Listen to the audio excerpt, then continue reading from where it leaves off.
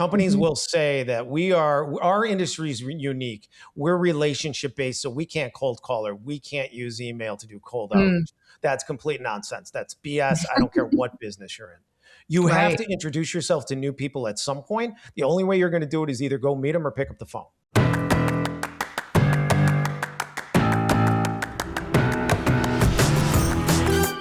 Welcome to the Marketing Expedition Podcast, an auditory journey through the latest in marketing, branding, and advertising. Now, here's your Marketing Expedition guide, Rhea Allen. On this episode of the Marketing Expedition Podcast, I get to speak with Kevin Downey, and he is a Kansas City-based recruitment leader and entrepreneur with a proven track record in business development, sales team building, and B2B email marketing. Born in Oakland Park, Illinois, Kevin was raised in a family of enterprising immigrants who built one of the largest European tile import businesses in the U.S., instilling in him a relentless drive and entrepreneurial mindset. After earning degrees from the University of Iowa and Lewis University, Kevin launched his career in the golf industry, quickly becoming the youngest sales rep at Slinger Golf and later thriving at Callaway Golf Company. In 2003, he led the development of Leawood Office Business Center, a multi-million-dollar executive suite project. And in 2014, Kevin founded his recruitment agency on a simple principle: outwork and outperform every vendor in the industry. His firm specializes in scalable, repeatable hiring systems powered by data-driven sales and marketing strategies, including high-converting B2B email campaigns that consistently generate inbound leads. Kevin's ability to blend strategic insight and executional excellence has helped clients build elite teams and grow faster. And you're in for a treat. He drops all kinds of good nuggets about salespeople and business development people and the differences and hiring them and what kind of compensation and motivation and all the things that we need as business owners and entrepreneurs and marketers to help us in this process. Sales is a part of marketing. And so you will get to learn all about the things that we're doing. And I think we're going to have him come back and talk more about B2B email marketing, because we really didn't even get into that topic. We talked all about the roles and all of the recruitment processes and questions and things that we can cover when we are thinking about hiring salespeople and business development people. So stay tuned for that. But right now, it is time for your marketing essentials moment, the basics that you need to help you continue to build your brand and your bottom line. Today's topic, I wanted to cover how we can make sure that our brands are showing up in AI summaries, in ChatGPT answers, or Google AI overviews, or Perplexity, or any of those different AI-powered tools that people ask questions, long-form questions and queries of. We want our brand to be the answer, right? And so thinking about nailing down your entity signals so that AI knows who you are.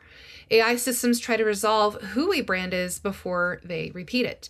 So using a consistent brand name, tagline, category, and short description wherever the site or socials or in directories, and putting a clear about block on our websites and a frequently asked questions, right? So that you can have the questions with the answers on your website. Who do you serve? What do you do? Where you operate? Proof of your performance and your differentiators, right? We want to keep everything consistent. Your NAP, your name, address, and phone number need to be consistent across all listings, especially if you are a local business. We want to have quotable content blocks. AI loves clean, extractable answers. AI summaries will pull that content, and if it looks to be like it's safely lifted, then those FAQ sections or things on your service pages or home pages or a podcast page, we want to write in a tight Q&A format, 40 to 80 word answers, add definition paragraphs like, what is AI powered optimization or generative engine optimization? We're going to put that on our frequently asked questions so that Peppershock shows up, right? Peppershock can help you with this, right? We want those answers. We want to be in those answers. You can do comparison tables. You can do DIY versus, you're done for you, done with you.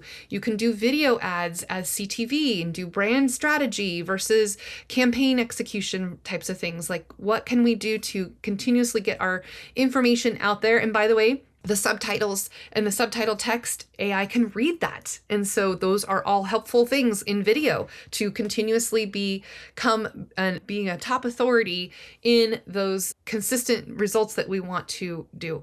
So think about the different ways that you can have some supporting articles, some interlinks, some backlinks, some pillar pages, maybe 3 to 5 different pillars of what you offer, and update and refresh those cornerstone pages on a regular basis. AI tends to reward maintained sources, get cited by other trusted sources, right? AI trusts third-party validation. So mentions matter a lot. Those Google reviews, those recommendations, the ratings, the rankings, all of those things matter. Being on Reddit and subreddit, it will pull information from that. In Wikipedia, all of those places that are trusted third-party validators that can help you with those signals. Publish case studies and pitch them to local regional business publications or news outlets. If you're getting quoted on the news, that's helpful. Partnerships with your chambers, your universities, go speak at an event, go be a thought leader in your industry, get quotes, get quoted, right? And go help out nonprofits, again, get quoted. That way, those are the answers that will come up in the AI readable material. And think about your structure and your schema on your website. Use proper headings, H1, H2, H3 tags, be very descriptive, but think about the descriptions that you're using, right? What kinds of things would people be searching for or asking of their devices vocally? Think about the organization of your local business. Think of the person that can be the face, right? Like for us, I'm all over the place. So think about that, the service page, the FAQ page, the podcast series, those things with subtitles and transcriptions are very, very helpful. And then ensure that each service page that you have has a dedicated page with a clear scope, outcomes, and some case studies, some wins, some things that it can pull information from in the moment, and you will always be in there if you optimize for the generative engine results that you want to be in those AI summaries. So think about those different types of things and types of questions that people might ask of your business that you can answer, and turn those into clippable, quotable moments that can then be pulled and lifted and then served up in the AI results, right? Think about those things. And again, think about your reputation and the reviews, especially for local visibility. The Google business profile is very active. Make sure that you're updating your Google business profile. You can post to it just like you do with social media. And then think about all of the ways that you can incorporate information onto all of the different platforms, directories, different places that people will get information, and AI will generate information for you, about you, all of those types of things. Okay, with that, let's get into our interview.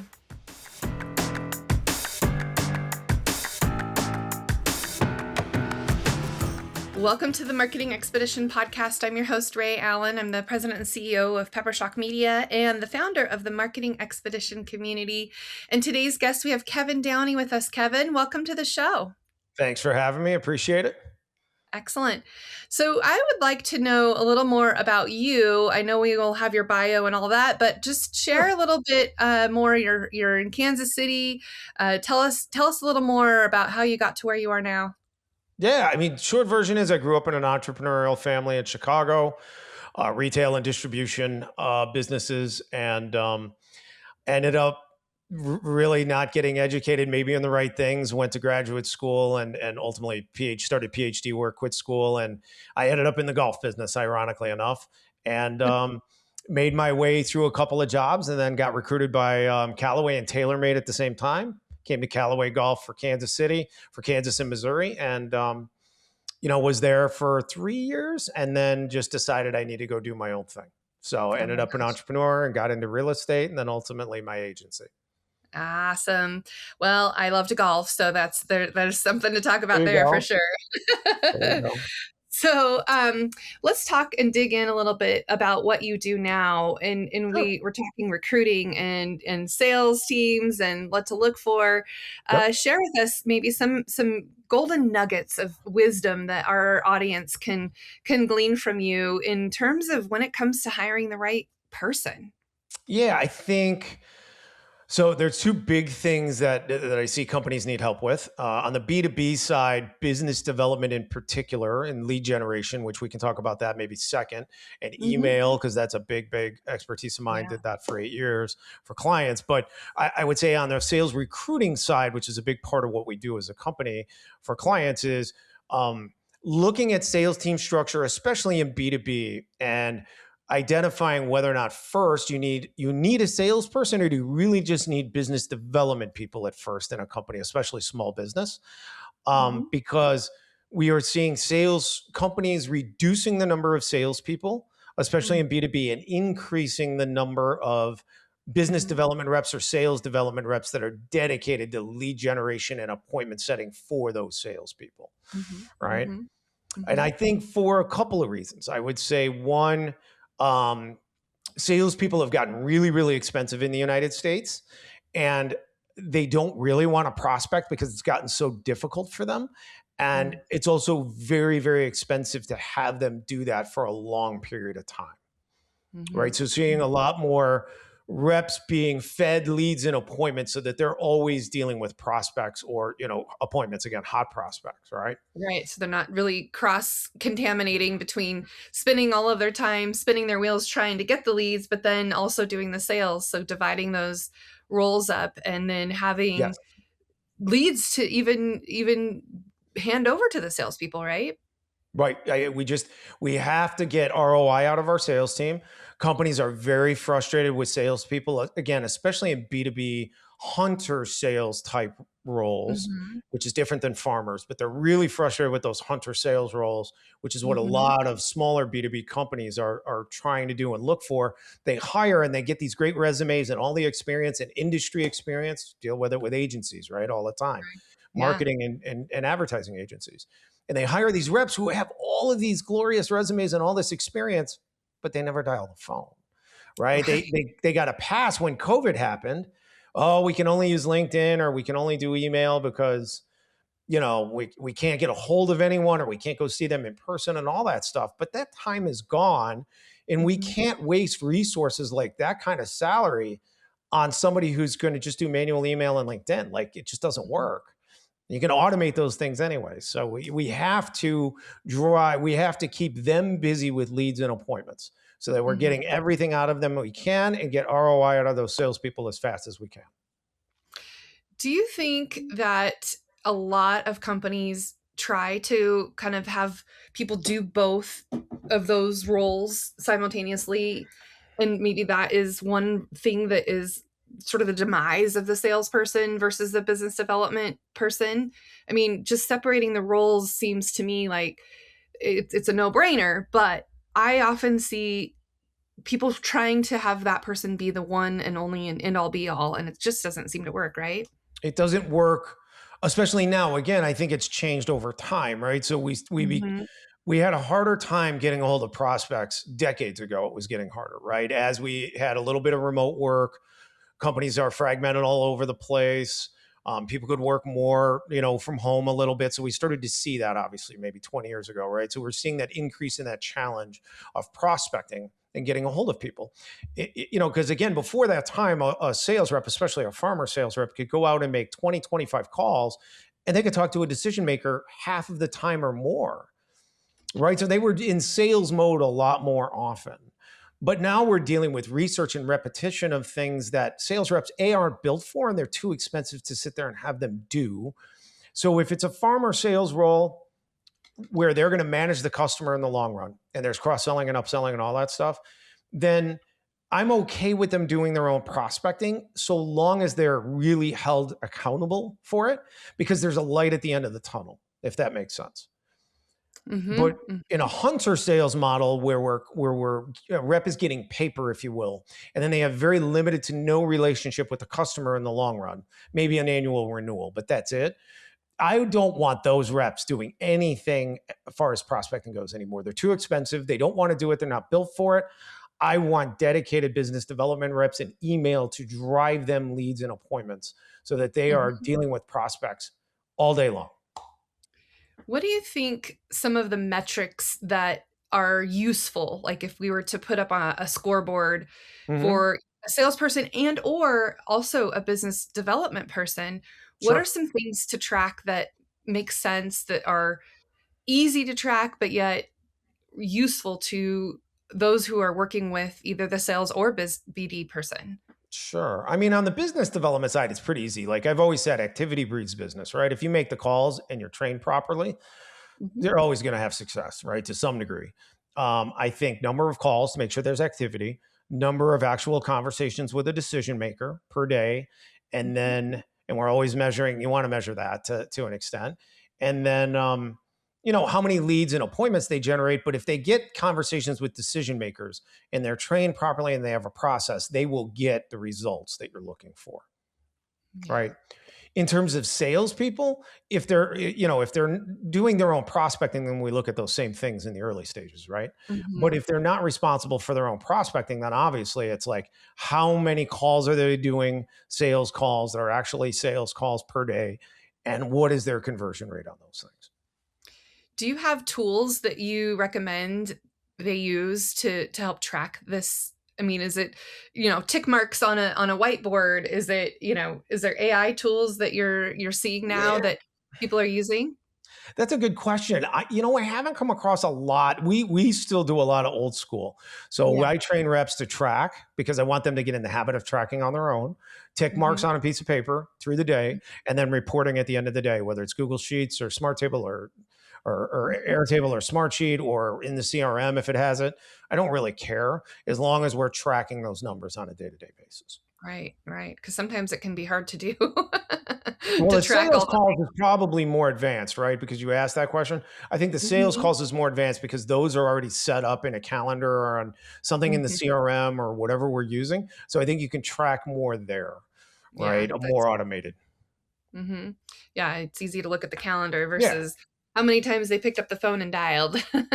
Just phone. I mean, you can look at the phone log. You can look at the length of conversations. You can run reports from the phone systems on average conversation. But on the BD side, I don't worry about that as much as I just look at total number of conversations per day with decision makers. And if that's low, then I'm looking at two things. Are they not making enough dials? That's one thing to look at, obviously. And then secondarily, why are they not getting a hold of people if they're making enough dials? So is it a targeting problem? Are we too spread out in terms of titles we're going after? Are we missing the mark there? Or are they able to get through the gatekeepers and develop a quick rapport with them to help them along their journey to get to the right person? That's always like the bridge to cross is getting past the gatekeeper, right? Well, we train that. So I train that with reps in it, and we don't have to worry about building rapport, but that's a good point. Like that can be, but we train them in a way that they just go right through them. They go right through. Okay, well, without giving away the farm, what would you recommend if somebody was trying to, come across, they're trying to get to the right person, but they run into a gatekeeper? What do you typically say to your people that need to learn how to get past that person? And so it's the same strategy overall. It's the same philosophy with gatekeepers that we have with subject lines in email, that we also have with voicemail, leaving voicemails. It's all the same philosophy. And it is, when we're going through gatekeepers, you have a name, you ask for the person by name, as if you know them, as if you were actually an employee in that company, but didn't know that person, let's say, but you were part of the company. That's how you have to act and the way you have to sound when you ask for them. So if I'm asking for John Smith, Betty answers the phone. Betty, hey, it's Kevin Downey. Is John Smith there, please? That's it. I mean, and if she asks, Kevin, what's it regarding? I've got something. I emailed him. I need to follow up with him on the phone. I mean, we're doing everything we can to just get to him. That's it. Right? Simple. With no deep explanation. Simple, but maybe highly effective when it works. No pitch. Just like subject lines in emails, voicemails, same thing. We do not pitch on subject lines. We do not pitch in voicemail, right? We formulate everything to not pitch. Yeah, you're just trying to get him to call you back. Call back, or open the email, reply to the email, whatever it is. Yep. So what do you think is a realistic time frame for when a company hires a new salesperson? They get them trained up. What is this, the first 30 days, 60 days, 90 days? Like, what do you think the expectation is when they actually start to produce results? I mean, obviously it depends on the industry and what it is and how complex, but I mean, on average, and I'm not going to hold you to it, but what do you think, what's a realistic expectation for a sales? I think that's how we define results. But I mean, for business development, it should be immediate. Like Mm-hmm. it shouldn't take any longer than a week for a Mm-hmm. rep to ramp up to the point where they're fairly effective, in 2 to 3 weeks to be a month to be at end game, like to where they're fully good to go. Like they should have the process down, never reading scripts, what they're going to say. They know how they're going to respond to certain things quickly, but they've got their process down, and it's gold, right? That should never take longer than a month.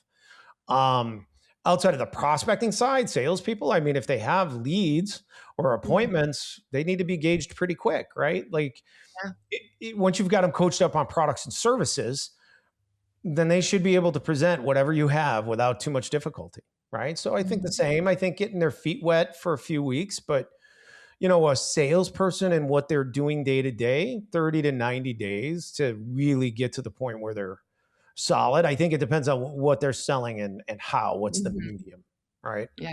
Yeah. Yeah. I know I've once, hired a quote unquote salesperson and they really just didn't produce the results, and it was miserable. And I've done like outsourced sales for our agency. We've done, Mhm. contract sales. I mean, it's like trying to find a needle in a haystack, and that haystack keeps moving and trying to find the golden, the right person that can do sales. It's like I've always often thought, well, the only person that can really sell the company is the owner or the founder or and they're not really selling. They're just sharing what they're experts at or what they're passionate about. But there you're talking about sales, right? So we have to Yeah. define the difference between sales and you're referring to B2B. When you hired a Yeah. salesperson, are you insinuating or inferring about them doing business development? That's not Mm-hmm. sales. Business development's a marketing function done by salespeople. Mm-hmm. You're Mm-hmm. not selling until you're talking to a decision maker with a pain point. Then you are in sales mode. But until you Mm-hmm. get to that point, that's not sales. That's marketing.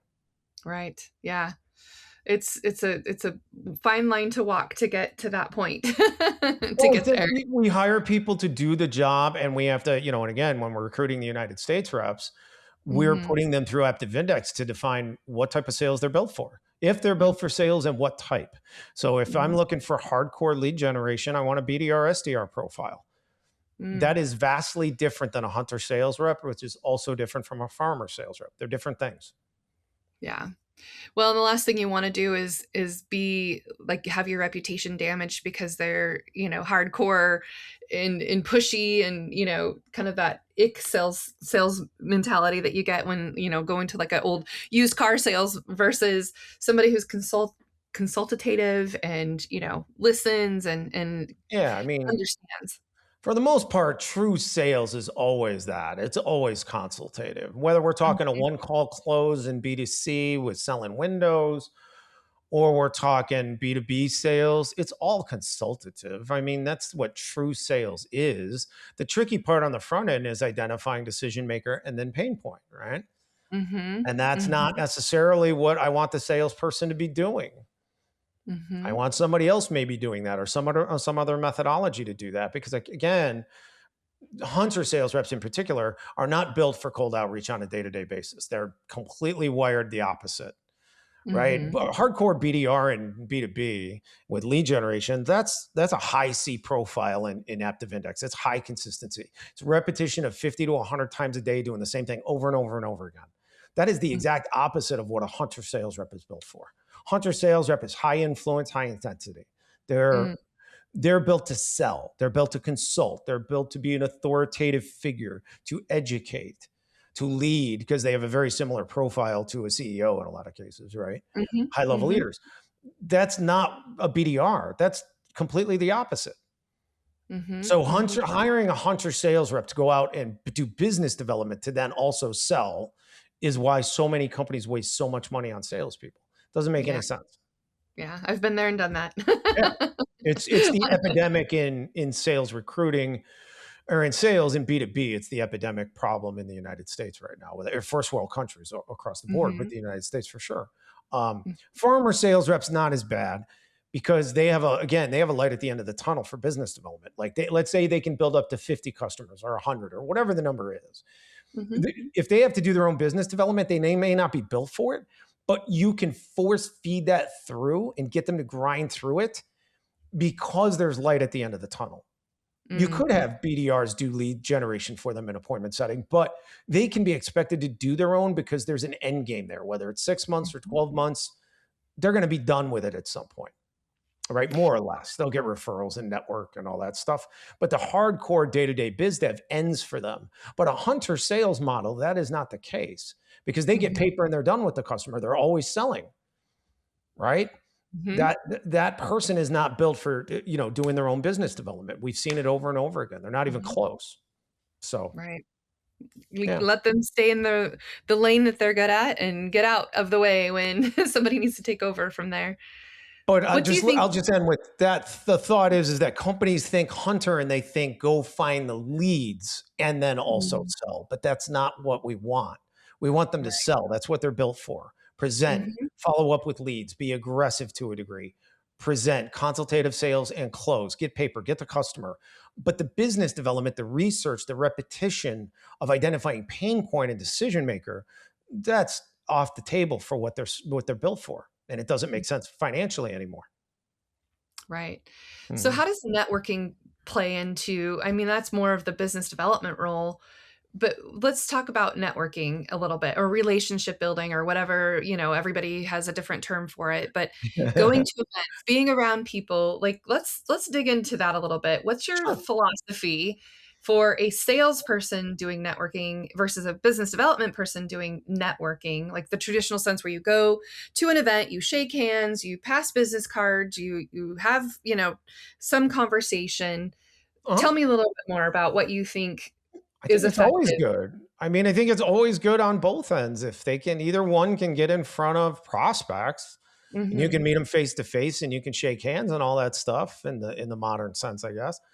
I think it's all good. I just caution companies to the thing that I've heard for years, right? We've been in business for a decade, is that companies will say, and I want to make sure you're asking the question, where I'm answering the right question, right? Companies will say that our industry is unique. We're relationship based, so we can't cold call or we can't use email to do cold outreach. That's complete nonsense. That's BS. I don't care what business you're in. You have to introduce yourself to new people at some point. The only way you're going to do it is either go meet them or pick up the phone. So is that networking, or is networking you're only dealing with people that you're introduced to by somebody you already know? Yeah, I agree. I think that the idea of meeting new people and being around in the right place at the right time, all of those things, but putting yourself there in the right place at the right time in front of the people that you want to be in front of is really valuable if people can, processize it and like use it to their advantage and follow up. I think that's the main thing that I see that people don't ever do. Like if I'm at an event and, I run a company, so I have the title CEO, so people want to talk to me and I might be truly interested in what they have to sell to me. But if they don't follow up, like the next day I've slept, I forgot about it and, moving on. Right. I mean, networking. So it's just defining the difference between networking, which I agree with 100% everything you say, versus the companies that tell me that they're looking for sales reps with a network or a network of business or a book of business because they don't know how to go out and find new customers, meaning the company. And then they've hired reps who have failed to do that because they didn't know how to teach the rep anything and they didn't build a process. And so they believe that the only way to sell is via relationship through your network. That's actually kind of a common logic right now that we see. And it's completely wrong. Like you have to go out and meet people that you don't know. You have to build your network continuously because people move on, they move to different, companies or whatever the case might be. Yeah, for sure. Like I'm not going to ask you to introduce me to your clients to find clients. I know you have to build a system to go out and meet people yourself. You have to prospect. You have to build a system for prospecting, finding decision makers and pain points and introducing your products or services to them.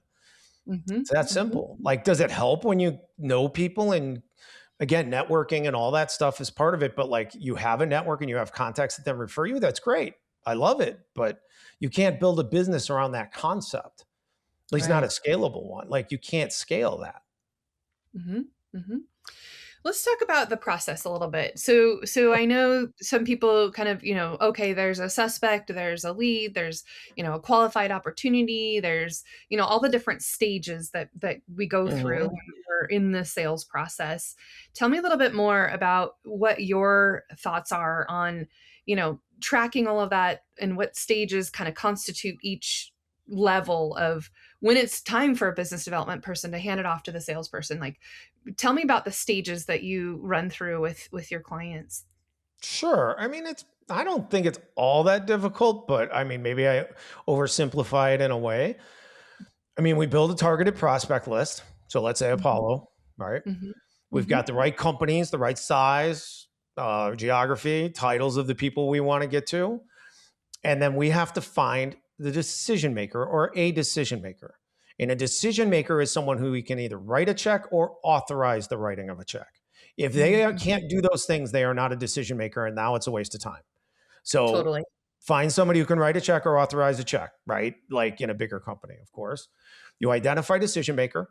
Do they have enough pain point in some way, shape, or form, however we want to define that, to look at your stuff? Look at your catalog, your deck, your price list, whatever it is. If so, you have now found a lead. That is a qualified lead. Until that point, they're a prospect or a piece of data for all I care, Mhm, right? They're mhm. a potential prospect is what we call them. They're a lead once you've got a decision maker with a pain point. Once they are then a qualified lead, now we're in sales mode. Next step is they say no or they say yes. That's it. Like you can Okay. have them in process of sales and follow up, but at the end of the day, they're still a qualified lead at that point.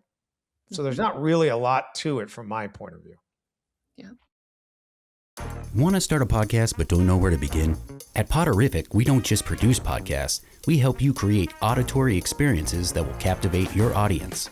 Our state-of-the-art podcast recording studio, powered by Peppershock Media, is designed for creators like you. Record with high-quality equipment supported by our expert team and distribute your podcast across major platforms like Apple and Spotify. Whether you're launching your first episode or you're a seasoned podcaster, we got you covered. Visit Poderific.com today to learn how we can help you produce, record, and share your story with the world. Your podcast deserves to be Poderific. Let's talk about some negotiation tactics as far as the salespeople when they're ready to they got to the point, they've got the lead, they've got the decision maker there. I mean, it can be simple as yes or no, but what are maybe some negotiation tips or tactics that you've seen that have been highly effective? Hmm. That's a tough question.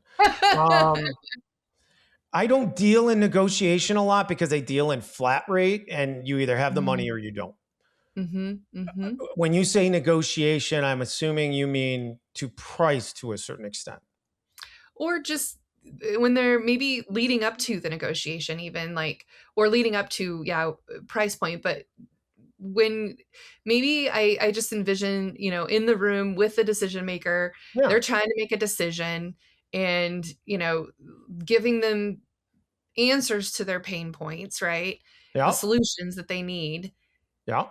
I don't know. It's like sometimes you try to get the decision maker to like answer his own question and sell himself in a way. I don't know. It's exactly what you want. You want them to buy. So Mhm, do what does your products and services solve the problem that they have, whether you're a replacement for something or an add-on, for mhm, them to make the leap to say, yes, we want that.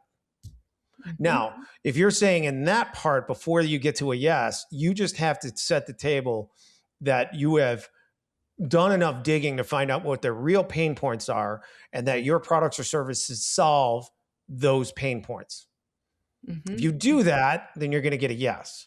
Now, if you're talking about they want it, but they don't have the budget, mm. if you're talking about negotiating there, that's a little bit outside of my wheelhouse, to be honest, because from my point of view, your services or products cost what they cost. If you want to discount them in order to get client and cash flow, feel free. To me, it's not something I ever really entertain. You either can, Right. as a company, a buyer, you can afford it or you can't. Are they Mhm, really going to say yes because you drop the price? Maybe sometimes a little bit. mhm. Maybe throw them a bone, 5%, 10%, 20% off or whatever, I guess. But If they pay up like, front. like if I they know. say, we really want this, but we can only give you 40% of your asking price. Well, no, No. and you can't afford it. I know I've had that before where like, well, I just don't know I don't know what it's going to cost, blah, blah, blah. They go through this whole, I don't know, you tell me how much it's going to cost. And then you tell them what the price, the value that you present to them. And they're like, well, that's not my budget. I'm like, oh my gosh. Well, we want to qualify that in the business development process. Yeah. In when we're in business development mode and the entry to sales mode, pricing from my point of view and the way I train needs to be established. Budget needs to be established in the early stages of that process. I never want that to be a final thing. Never. Yeah, no, I agree. And that helps with pre-qualification and all those types of things. Yeah. No, I agree. What is your feeling about like when you do online lead garnering and having a form fill for people to fill out and give you as much information up front versus, oh, we just want to get the names so that we can follow up with them? There's like two schools of thought there. What's kind of your, theory on that? I mean, I just want somebody to call, right? So when we're doing email, because we don't worry about driving to our website because we do everything with email, right? Mm-hmm. So we're trying to generate a reply. So I'm asking them if they have this pain point. Hey, I can solve it for you this way. This is what I want you to do next. I want you to reply, and I'll send you a PDF, give you some information on our programs, our offerings, our pricing, and all I want is them to say yes. Send the PDF. Great. Mm-hmm. We send it. My SDR gets that information, puts them in the CRM and calls them right away. So we give them a reply with a call to action, obviously to go to a sales call, but my rep is then also calling them at the same time to get them to move the needle, as we call it, right? If you're referring to more like B2C or B2B websites that like are gathering lead information through an intake form, I mean, I'm all about generating more leads and having more people from my reps to call. And if some just aren't qualified, then so be it. But there are some circumstances where I would go the other way. I would pre-qualify them a ton in a form. It depends on resources and how much you need to pre-qualify them. You know, I think that applies in certain businesses just a lot more than others. Yeah. So if somebody is listening to this and they are about to hire either position for the first time, what's the process? What do they need to consider? What do they need to, and I'm sure hire you to help, but what kind of things could you kind of walk us through? Very first time they're ready to they want to grow their business. They know that they need sales. They know they need business development. What would you say is like the path that they need to go on? Yeah. I mean, the starting point is, what does prospect size look like in terms of total number of contacts you can reach out to? Like if we're talking about B2B is what I'm assuming you're sure. Right? So what does that contact list look like? That then formulates whether or not high-powered email is an important part of my infrastructure to drive leads. So I'll take those things, right? We're still going to have a BDR, SDR in all likelihood anyway. So now the question is, do you really need a sales rep, or can you, Mr. Owner, Miss Owner, can you sell if you're driven scheduled appointments? Let's say one a day. Okay. If that is the case, I'm going to just drive you leads. If you say, you know what, I have absolutely no time on my schedule, I truly need a sales representative, but I also need business development. Depending on the sales model, if it's farmer, then I want to go hire a sales rep, have them do their own prospecting. If it's going to be a hunter sales model, then I still prefer a BDR in the play to do the cold outreach and reply to email leads, but to then drive scheduled calls to a sales rep that you hire. And I would try to get the sales rep, depending on budget, on like a commission basis, because you're driving them nothing but appointments and leads. So that's really fair, right? It wouldn't be fair if you're asking them to prospect. That makes no sense. We get that request all the time. That's a waste of time. What are your favorite recruitment tools now? I mean, there's so many out there. I'm just curious what you've been using lately that has been working for you. Yeah, we've used the same stuff for about 10 years. I mean, Active Index being the lone add-on, the exception. So what we do is we do marketing. So you've got your tools and your funnels for marketing for candidates. We bring the candidates in through an intake form for each job. They fill out that form. We use JotForm, right? And JotForm tables.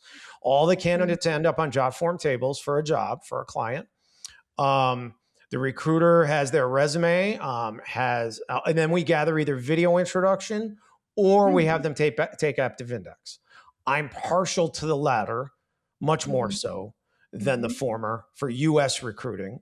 When we're recruiting remote reps in Latin America, as a sidebar, we have to get video because we need to gauge English speaking skills. Oh, so that's different. We don't use assessment with them. But for US reps, I want assessment. I get resume, get assessment, and we have them fill out an intake form where we're getting a lot of information from the candidate. So that lessens the amount of time we spend doing pre-screen interviews with people, because we want to get as much intel as we can on the front end and assessment. Those are the tools we use for the most part. I mean, the marketing funnels can be LinkedIn, they can be Indeed. There's a whole bunch of things outside of those we use, but depends on the job and the client. Yeah. I don't what think are some anything of else. your No. what's some of your favorite interview questions? I am really different. You're asking me or my staff? I'm really different than what companies do internally. So I am completely different. Like, I think most of what they ask is trite questions that are a waste of time. What I want to know in sales or biz dev candidates is I want to know a little bit about background. Why are they interested in looking at this job? I'm going to find out if they've done homework on the company or the job, right? Whether they were asked or not. And I want to get some backstory and history on where they've been, where they're trying to go. And does the comp fit their needs right now? Because that's a big deal to me. Because if comp doesn't fit, they could take the job for the salary, but then they're going to go look for another higher salary immediately, which means they have no longevity. Yeah. Let's talk about even if Active Index fits, even if they show that they fit on Active. Yeah. Let's talk about compensation models, because everyone has so many different ways of doing it. Sure. I'm curious to learn what you think, is a good, solid compensation model. US reps or Latin America? Probably US. Let's go US based. Sure. I mean, average is 50% base, 50% bonus commission, hitting OTE, roughly as an average. I mean, some are higher base than that, depending on the industry, and some are lower, but it depends on if it's a hunter or a farmer, and industry and margins for the company and all kinds of things. But sure, fuzzy math, about 50% should be base. I mean, you can do commission only if you are driving the reps leads and appointments for hunter sales or even for farmer sales, and they're building their book of business. You can ask them to be commission only, but it's dangerous because you risk losing the rep too quickly. Right. You cannot do commission only and ask a rep to be a hunter sales rep and prospect. We get that question all the time from companies, and that's a waste of time. Right. Yeah. Because then they're not focused on the one thing that can lead to the sales. They're not going to make the calls. I mean, the reality is they look at the light at the end of the tunnel and how long it's going to take to get where they're going, with how hard business development is now, and they ghost the job. You can recruit 100 of them on commission only, and you would be lucky if one sticks a year. Lucky if you got one to stick a year. Yeah, the turnover would be incredible. It's a waste of time. Yep, exactly. Yeah. If a company needs to do commission only because they don't have any money, like just being blunt, then you go to Latin America or you learn how to do email yourself, drive yourself leads. Like you don't need to hire a sales rep for that. Right. Well, Kevin, this has been very enlightening. And even, I always learn stuff from my podcast guests just as much as I hope my audience has too. But to wrap up, is there any kind of final thoughts or, nuggets of wisdom that you'd like to share with those listening now that, are in this process of contemplating on their salespeople, their business development people, maybe hiring to use your services? I'd love to just kind of wrap up with final thought. I mean, I think sales team structure, you got to think really long and hard about what you're doing, what you're looking to hire and why. What do you want the people to do? How much are you going to pay them? If they go through our agency, we recruit with no money down, right? It's contingency, right? And we get $6,000 per placement in the United States. So we're very cost efficient. When you do decide what you're going to hire, make sure that they're built or wired for that job. Can't hire off a resume. I don't care what anybody says. It's still a 50% failure rate. So I need to see that they're wired for the job, right? I think that's the most important thing. And then make sure compensation wise, it fits what that candidate needs. If they need to make 150 the first year and your job realistically is only going to pay 75, you're wasting your time. I don't care what their resume says. I don't even care if they fit on Aptiv and they're wired for it. It's a waste of time because they're going to be looking for a higher salary immediately. We've seen it over and over again. Companies get married to resumes, which is the worst habit in hiring in the United States by far. They're married, glued to, we call them resume hounds. They're married to experience. And that is the worst thing to do. Right. Yeah. For sales hiring in particular. Yeah. Just because somebody says they have experience on their resume doesn't necessarily mean that they were any good at it. whether it's true or not, at the end of the day, what's the activity you need them to be doing? And are they built for that job? I don't care what the resume says. I mean, some knowledge, experience in the industry for certain things, I do understand the desire for that. But at the end of the day, you can teach on the business development side, you can teach almost anything. It needs to be known to do business development. You don't need experience in the industry for it. Yeah. So, I just read an article about how Legos was failing miserably. They were spreading themselves too thin and doing just different things and movies and all this stuff. And they hired a CEO who had nothing to do, no knowledge of the toy industry, no knowledge of, of that, but he turned the company around. For sure. Not because of the skill that he had in playing with toys. I mean, I'm sure he did as a young person, but it was a turnaround where he was able to turn the company completely around. And Legos, I mean, now is, the number one toy manufacturer in the world. I mean, I just, experience is so overrated. It is the single most overrated thing in sales recruiting across the country, hands down. It's the most overrated. In not just experience, but particularly experience in their industry, because everybody comes to us and says, oh, they got to have experience in our industry. Really? How scientific, how hard is it for you to? So you're saying you couldn't train me. I could not be trained to be a salesperson or a business development rep for you. That's what you're telling me.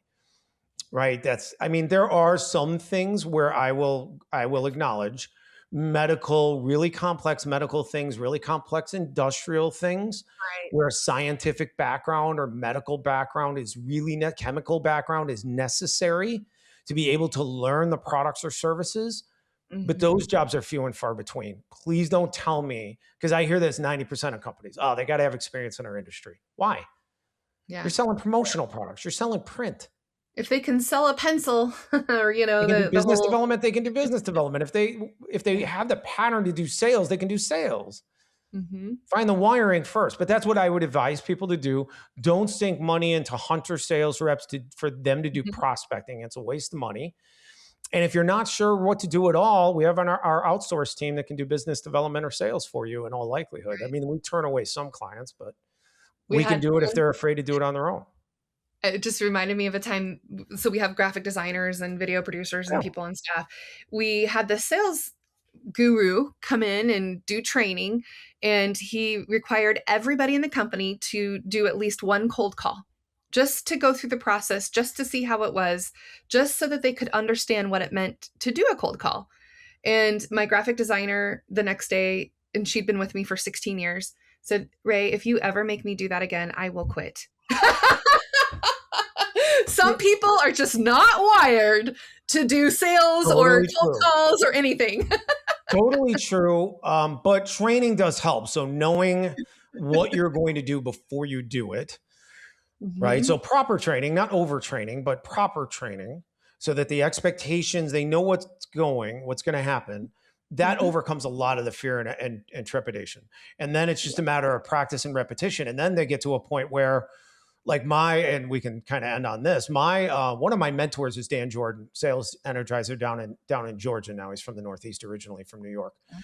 Dan's not a young guy, and Dan still does an hour of cold calling every day because it's a habit. He doesn't need to. He doesn't. It actually has almost nothing to do with his business anymore.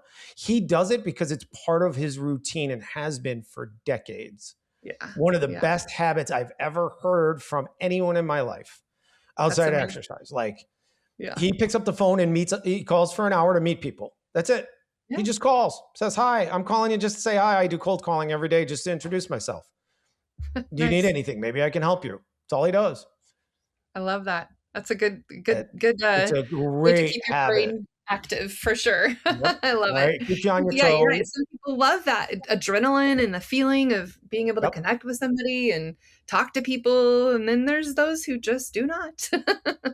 Yeah. So anyway, but Yeah. yeah, Well, Kevin, thank you so much for sharing all of what you did today. I think I learned a lot just as much as I hope our audience did too, and I sure. really appreciate it. If people want to reach out to you, how can they get a hold of you, Kevin? Just kevinmdowney.com. We've got the schedule a call. We got a contact form. We have a link to take Active Index on there. Everything's there. Excellent. Well, thank you very much. And Appreciate for those of you listening, the best thing that you can do for Kevin and I both is share this with those that you know that need to hear what Kevin had to say today. And of course, giving us a written review is like podcast gold. So would love that and appreciate that. And until next time, everybody, enjoy your marketing journey. Thanks for listening to the Marketing Expedition podcast. Want to continue the journey? Don't miss out on new episodes. Subscribe on iTunes, Spotify, Amazon Music, or wherever you get your podcasts.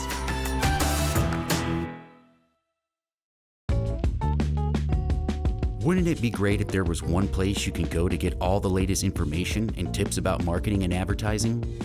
The Marketing Expedition community is that place. People like you gather in our online community to build relationships with others and find the latest marketing trends, tactics, tools, and technology. We help you build your brand and your bottom line. Start your adventure today. Visit themarketingexpedition.com to find out more.